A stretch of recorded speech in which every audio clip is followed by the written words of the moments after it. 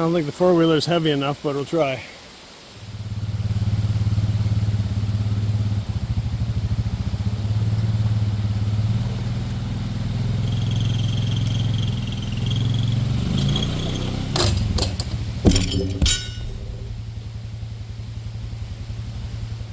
Well, I tried. Son of a bitch. Back to square one. Alright, is this even gonna work? I got a pulley up in the tree, two ropes, one on each side of the post trying to hold it straight. I got it attached to the ATV over there, so keeps a little bit of tension on it.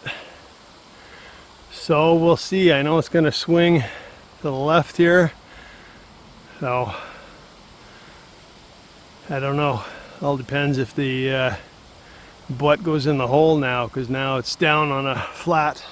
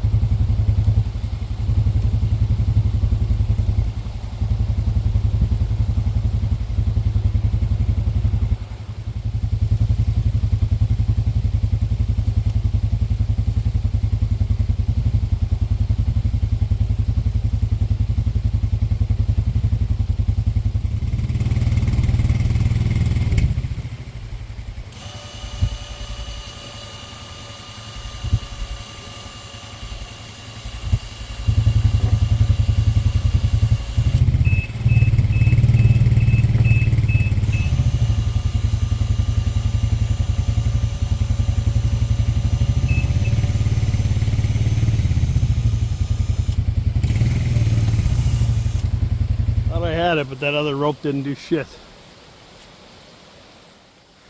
All right, rigged up again. I got the one rope on the right out to another anchor point. The pole's a little crooked. I probably should have had the pulley onto the other tree on the right, but we're gonna go up a little bit and then adjust the ropes, and then we'll do it slowly this time. See if that works.